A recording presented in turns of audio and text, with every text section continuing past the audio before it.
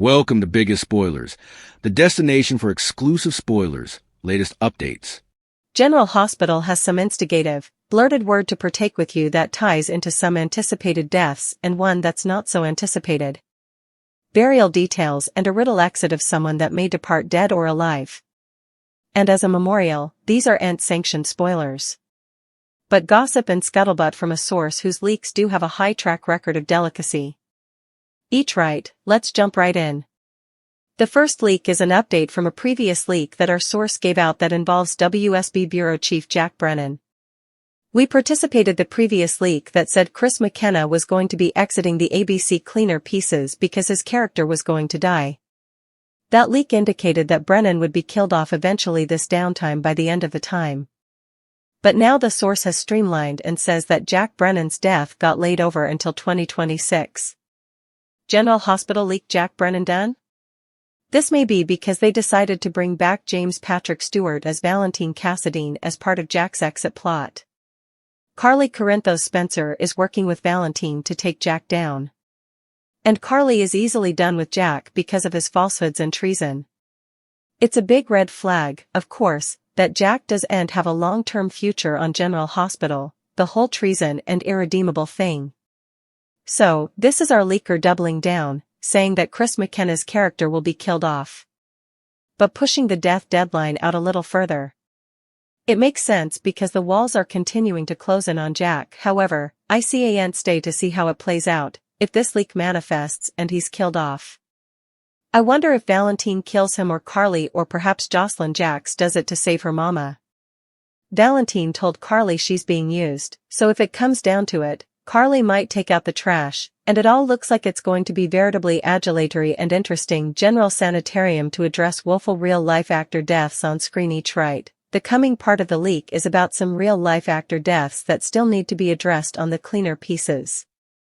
It always happens that an actor passes and General Hospital can't just incontinently write it into the stories. They've their stuff charted out for like 6 months or so at a time. So just for case, Jackie Zaman failed in May 2023. But it was January 2024 when her character Bobby Spencer failed off-screen. So that was like 7 months. Leslie Charleson passed away in January 2025 and Monica Quartermain passed in September 2025, so 9 months.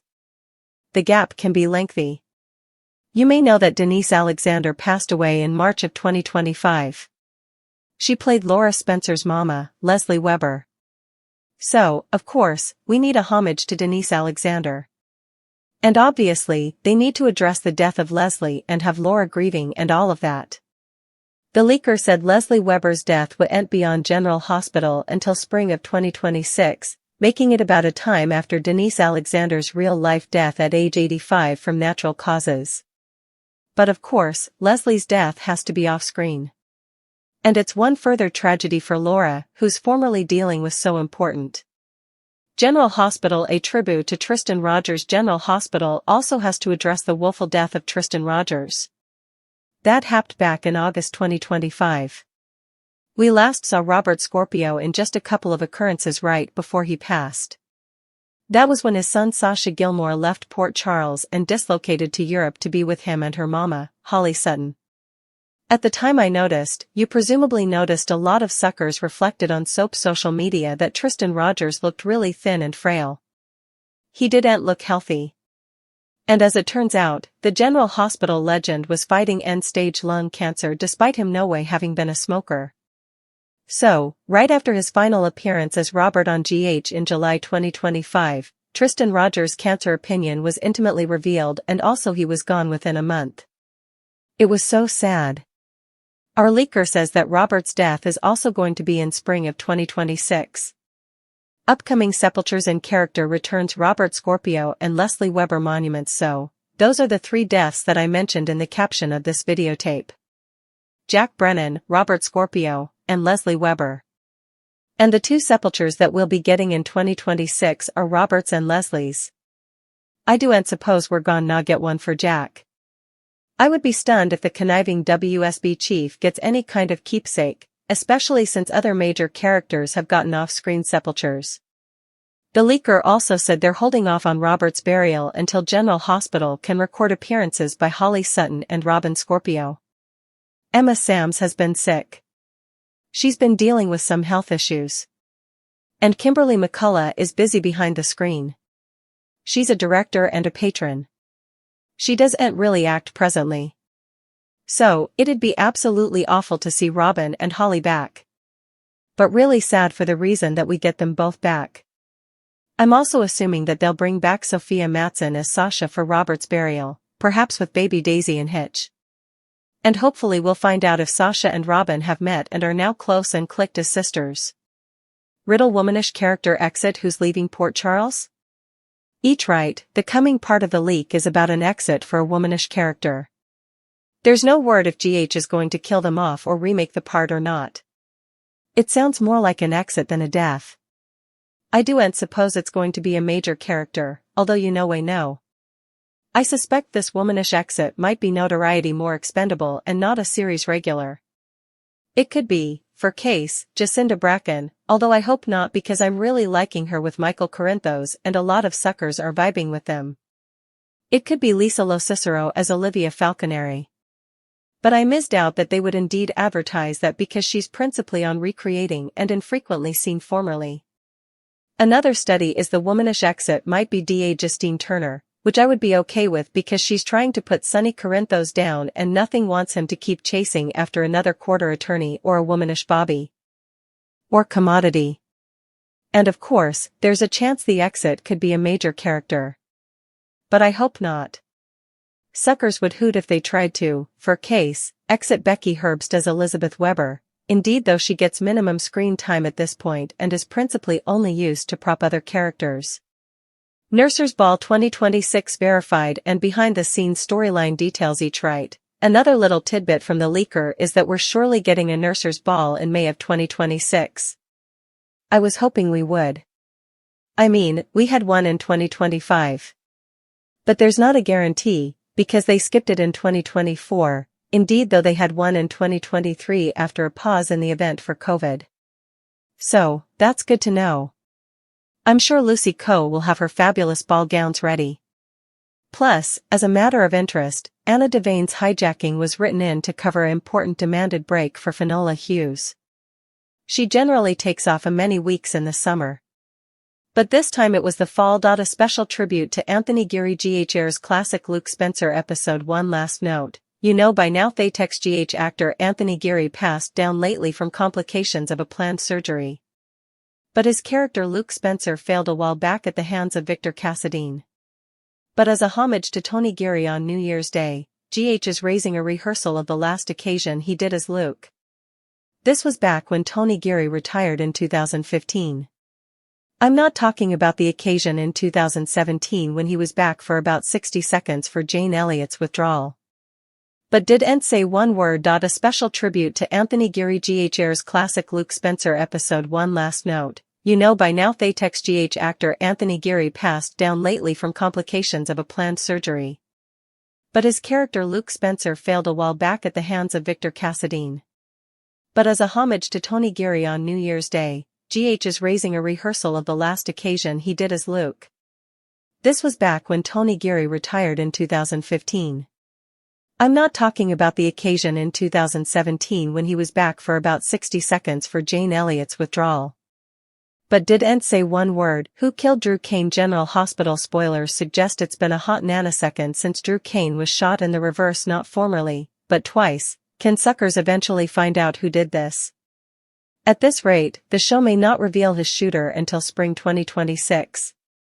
GH observers need some check. A new romance for Carly Spencer. They may technically be together, but the love between Carly Spencer and Jack Brennan has been over for a veritably long while. It's only a matter of time before the WSB head figures out that Carly knows about his falsehoods and the disloyalty acts she's been committing, and it'll officially be over for Carjack.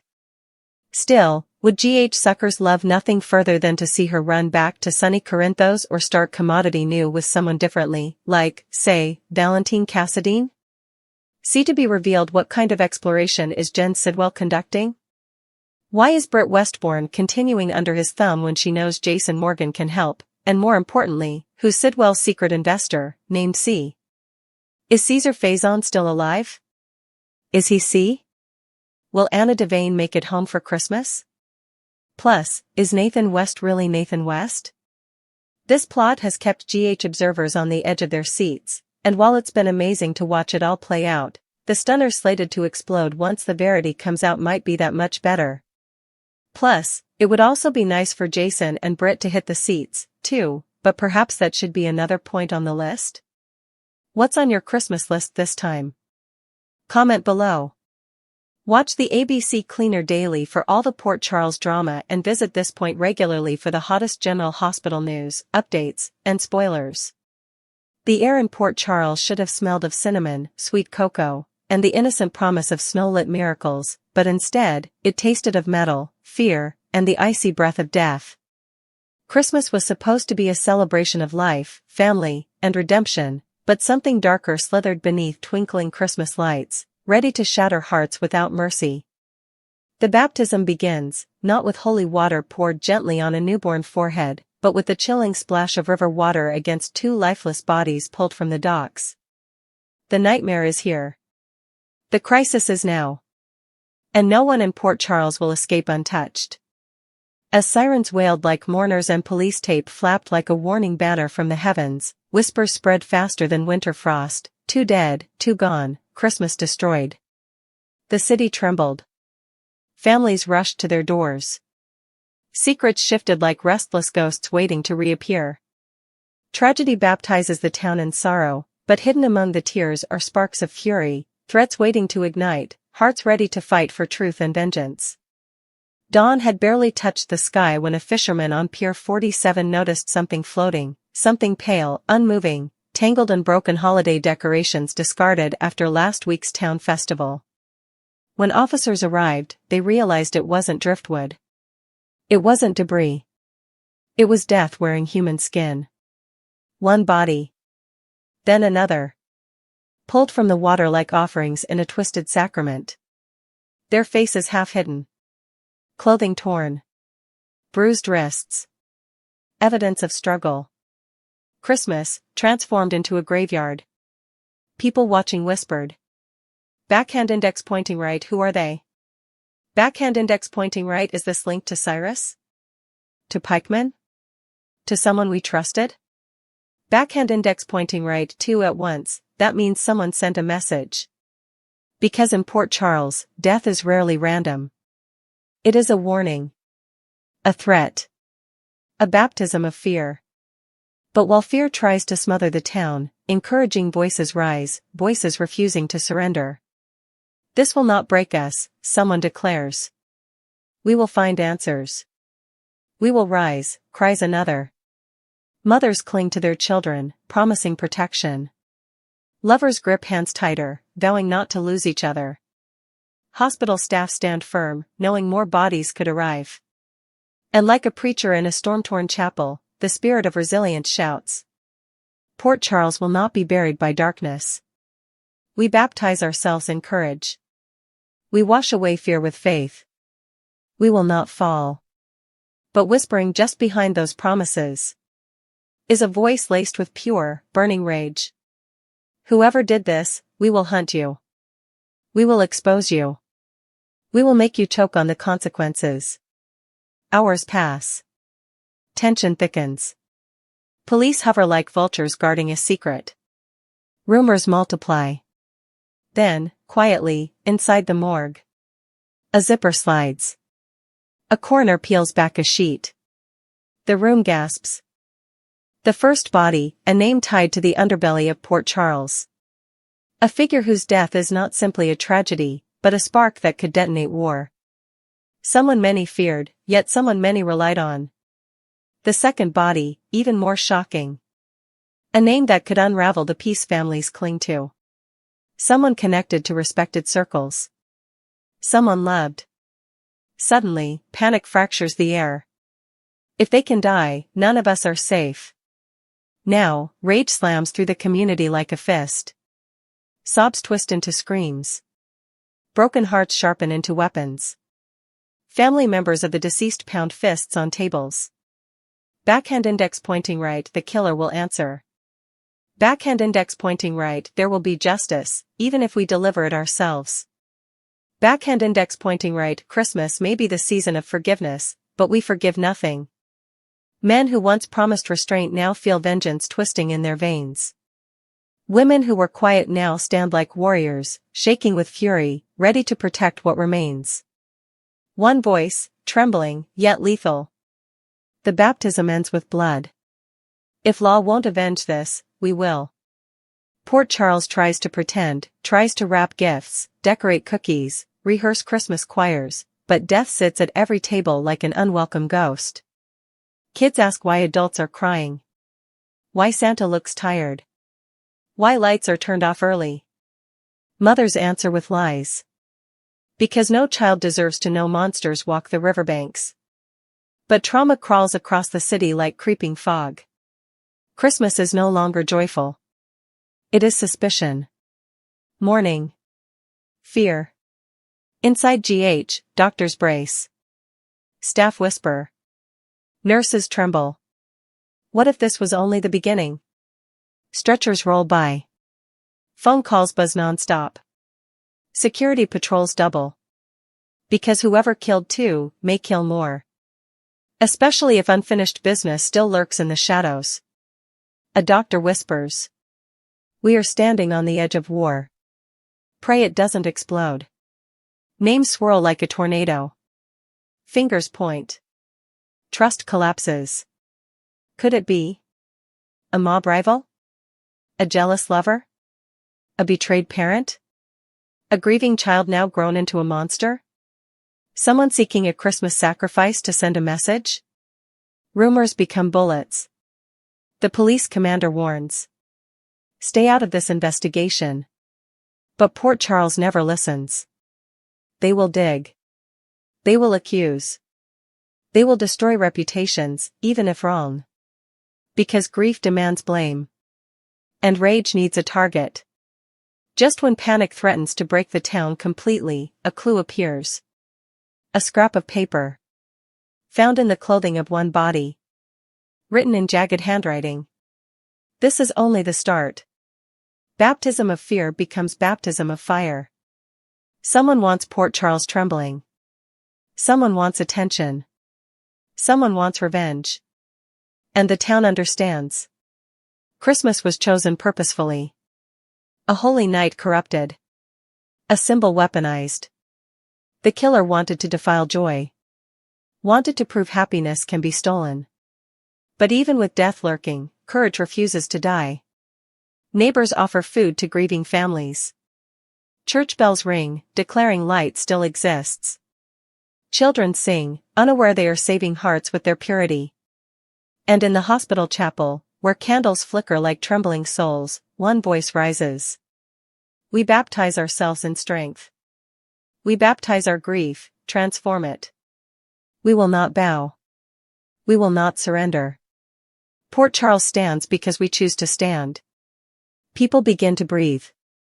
Wounds do not close, but they stop bleeding. Then, a whisper spreads. The killer may still be in town. Not far. Not hiding. Watching. Someone slams a fist into a wall. Let them watch. Let them see what happens when we fight back. Eyes sharpen. Spines straighten. Love turns into armor. Christmas lights glitter, no longer fragile, now blazing like weapons in the night. 2 dead bodies began this nightmare. But what rises from it is more terrifying. A town united. A people baptized, not in water but in grief, fury, and iron-spined resolve. The killer wanted Port Charles broken. Instead, they forged warriors. And the final vow echoes like thunder across the snowy river. This is not the end.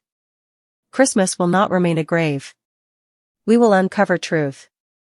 We will drag darkness into the light. And the one who took 2 lives will soon fear us. The discovery of 2 corpses will trigger investigations that expose buried secrets. Relationships ripped apart by suspicion. Families forced to confront hidden sins. A revenge arc that could ignite deadly mob retaliation. And a shocking twist, the killer is closer than anyone expects. 3,000 words etched with encouraging hope, angry threats, dark twists, Christmas season pain, dramatic soap opera pulse. And now, Port Charles stands at the edge of a storm. Christmas night is silent. But death is not done speaking. The killer breathes. The town watches.